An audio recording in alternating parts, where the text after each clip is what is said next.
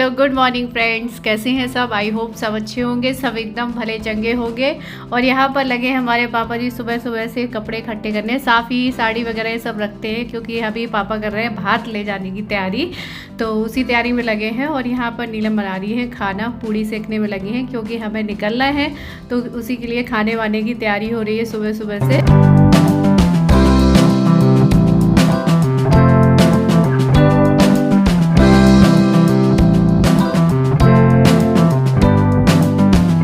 मैं भी अभी नाश्ते से नहा धो के फ्री हुई थी, तो मैं भी अपनी लगी थी पैकिंग करने में। ज़्यादा कुछ नहीं रखना था, तो मुझे एक दो जोड़ी कपड़े ही रखने थे, बाकी पापा को जो रखना होगा वो इसी में रख लेंगे। तो बस हम तैयारी कर रहे हैं पापा के संग जाने की। अभी कल ही आई हूँ मैं दोपहर में, और आज सुबह सुबह ही तैयारी हो गई है जाने की।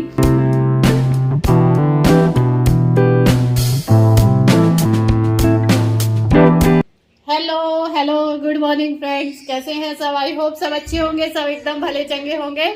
और अभी बज रहा है सुबह के 9 बज रहे हैं, जो कि अयान और शिवांशी लगे हैं। तो अभी बज रहे हैं सुबह के 9 बज रहे हैं। नहा धो के मैं बस रेडी होने जा रही हूँ। ये देखिए, अभी तो मैंने घर का ही सूट पहना है, लेकिन अभी मैं नए कपड़े पहनने जा रही हूँ, रेडी होने जा रही हूँ। क्योंकि पापा जी गए अभी नहाने, तैयार होने, तो जब तक नहा धो के तैयार होंगे तब तक मैं भी रेडी हो जाती हूँ, क्योंकि हमें निकलना है शादी में। और हम जा रहे हैं शादी में जयपुर, क्योंकि दीदी के लड़के की शादी है, जयपुर में ही है, जयपुर से हो रही है। 12 तारीख की शादी है, इसलिए हमें आज निकलना पड़ रहा है। तो हमें अभी निकलना पड़ेगा सुबह की ट्रेन से, तब हम शाम को जयपुर पहुंच जाएंगे। क्योंकि दीदी बहुत जबरदस्ती कर रही थी, बहुत बार फोन किया उन्होंने कि शादी में जरूर आना है, शादी में जरूर आना है। मेरी ताऊ जी की लड़की है, उनके बेटे की शादी है।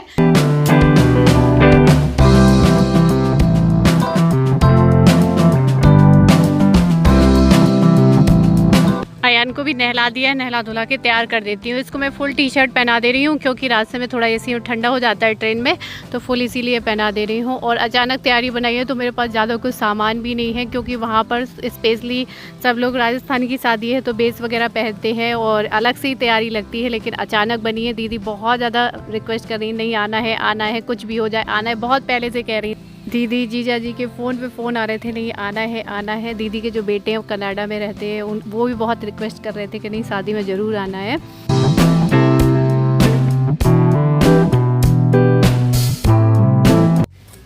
और मैंने भी रास्ते के लिए ऐसी सिंपल सी हेयर स्टाइल बनवा ली है, क्योंकि नीलम ऐसी हेयर स्टाइल बना देती है ना कि वो ख़राब नहीं होती है, बाल फैलते नहीं है, वरना ट्रेन में बाल बहुत ख़राब हो जाते हैं, बहुत ही पूरा बिगड़ जाते हैं, भूस से बन जाते हैं। मैंने कहा लंबे सफ़र में थोड़ा सा अच्छे से बनवा ले, क्योंकि जयपुर तक जाते जाते बाल पूरे से ख़राब हो जाएंगे, रात तक पहुँचना है।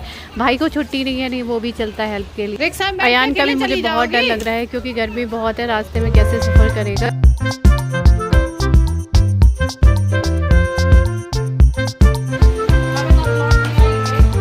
तैयारी हुई थी, यहाँ पर नीलम पैर छू रही, तो मैंने कहा विदा नहीं करो, अभी मैं कल ही आई हूँ, मैं लौट के आऊँगी, जा नहीं रही हूँ। तो कह रही थी विदा नहीं कर रहे हैं, पैर छू रहे हैं। तो बस अभी निकलते हैं, क्योंकि ट्रेन का टाइम भी होने वाला है। सुबह जल्दी लगी हो जब जाके तैयारी हो पाई है, क्योंकि बहुत टाइम लग जाता है। पापा तैयार हुए, सामान वामान रखा, तैयार नहाना धोना ये सब करने में लग गए, और 11 बजे यहाँ से ट्रेन निकलती है।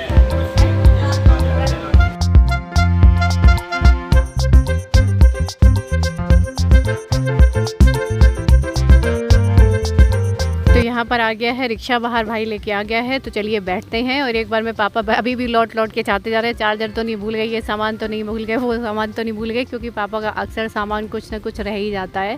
तो मैंने कहा नहीं, मैंने ध्यान से सब कुछ रख लिया है, अब चलो जल्दी, वरना ऐसा ना हो कि ट्रेन छूट जाए, फिर पापा स्टेशन में ही दौड़ लगाते हैं। मेरे पापा दौड़ लगाएंगे तो फिर मैं वापस लौट आऊँगी।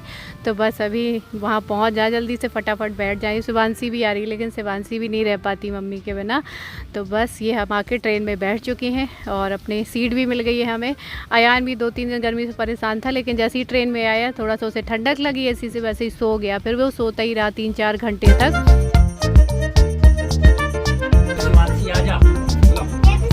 शिवांशी की याद आ रही है आपको? याद आ रही है? जाना है वापस? छोड़ा है? तो हम लोग आके ट्रेन में बैठ गए हैं, और ट्रेन के निकलने का टाइम लगभग 11 बजे 10:40-45 है, लेकिन हम पहले से ही आ गए थे, क्योंकि आराम से आए हैं। तो बस थोड़ी देर से निकलेगी। हाँ? बात कर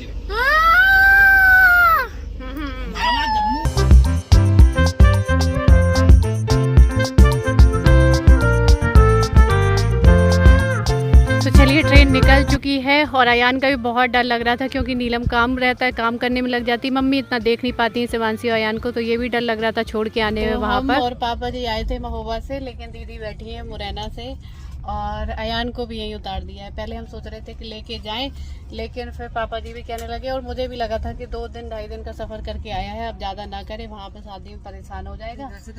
तो फिर पूरी तैयारी करके आई थी, मैं उसको लेके आई थी, सब कुछ लेके आई थी, उसका सामान वगैरह। फिर सोचा कि हाँ यही ठीक है, क्योंकि ऐसे इसको छोड़ा नहीं है अकेले, तो मुझे भी थोड़ा लग रहा था। लेकिन घर पे यहाँ सबको ये दीदी के यहाँ पे नंदिनी आराम से देख लेगी उसे, तो कह रही थी रहने तो मौसी छोड़ दो अब, तो फिर मैंने छोड़ दिया। सबने यही सोचा, पहले सोचा कि ले चलते हैं। अभी तक मैं सोचती रही ले जाऊं नहीं ले जाऊं, ले जाऊं नहीं ले जाऊं, क्योंकि मन नहीं कर रहा था छोड़ने का, लेकिन फिर छोड़ दिया है।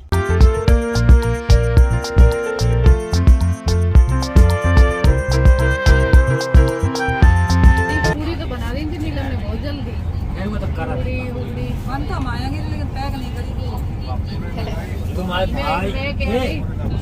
कह रही नीलम ने पूरी कच्ची बनाई है, कच्ची है, कह रहे हैं नहीं हमारा बहू बहुत काम करा दे। नहीं तो पूरी कहाँ कच्ची बढ़िया तो बनाई है। पापा जी तुरंत अपनी बहू का पक्ष लेते, थोड़ा सा कह रहे पूरी कच्ची रखी, नहीं बहुत काम करा थी, पूजा करा थी, सवेरे से उठ के सारा काम तो करती है, काम तो करते हैं। हमारे पापा जी बहू का पक्ष बहुत लेते, काम तो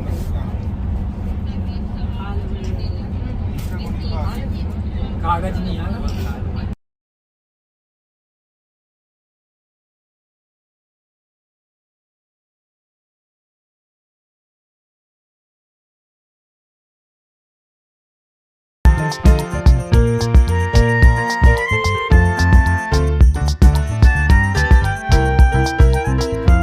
हम पहुंच चुके हैं जयपुर, रात के 11 बजे पहुंचे हैं। और मतलब हम रात में ही पहुंच गए थे क्योंकि सुबह तो कोई ट्रेन नहीं थी, तो हमें पहले ही रात में पहुंचना पड़ा। तो दीदी के बेटे ने पहले ही हम लोगों के लिए होटल करवा दिया था। अभी बज गए हैं रात के 11:30 बज रहे हैं।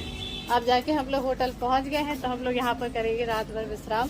अभी सफाई हो रही थी रूम की थोड़ा सा, तो हम लोग बाहर चले आए थे।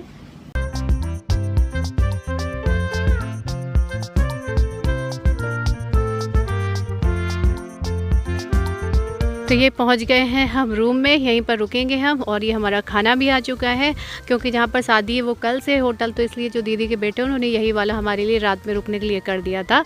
और शिवानी भी इसीलिए नहीं आ पाई क्योंकि बेटा छोटा है, तो वो इसलिए नहीं आ पाई। बड़ी वाली दीदी है वो भी नहीं आ पाई घर की वजह से। इनको तो मैं ज़बरदस्ती खींच के ले आई, क्योंकि इनसे भी बहुत कहा था दीदी आने को, ये नहीं आ रही थी क्योंकि ये दवा वगैरह खाती है ना, तो इनकी दवा चल रही है, तो इस वजह से कह रही थी कि मैं नहीं जा पाऊँगी। तो मैंने कहा मेरी तो कोई व्यवस्था नहीं है, फिर मैं कैसे जाऊँगी।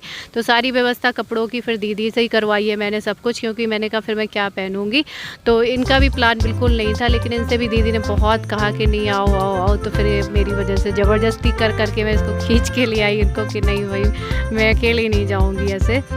बस यहाँ पर हमने हाथ पैर धोए, उसके बाद खाना लगाया। तो सबसे पहले मैं यहाँ पर पापा जी के लिए खाना लगा दे रही हूँ ताकि वो खा के आराम से रेस्ट करें। उसके बाद हम लोग भी थोड़ा थोड़ा सा खा लेंगे, तो क्योंकि वैसे भी रास्ते में भी मन नहीं करता, ट्रेन से आने के बाद मन नहीं करता, इसलिए हमने खाना थोड़ा ही मंगवाया था। 3 लोगों के हिसाब से ज़्यादा नहीं मंगवाया था, 5-6 रोटी और थोड़े से चावल, इतना ही मंगवाया था। तो बस अभी हम खाना खा के करेंगे रेस्ट, क्योंकि रास्ते के थके हुए हैं। दीदी ने तो कुछ ज़्यादा खाया भी नहीं था क्योंकि उसकी दवाई चल रही है, और यहाँ की भी और दिक्कत ही हो रही थी उनको थोड़ा सा। तो बस यहाँ पर अब रेस्ट करने जा रहे हैं, सिर्फ वीडियो को यहीं पर एंड करने जा रहे हैं। वीडियो आप लोगों को पसंद आया तो लाइक करिएगा, न्यू है तो सब्सक्राइब करिएगा, ताकि न्यू वीडियो न्यू ब्लॉग आपको मिलते रहें। तब तक के लिए bye, love you all, take care, good night.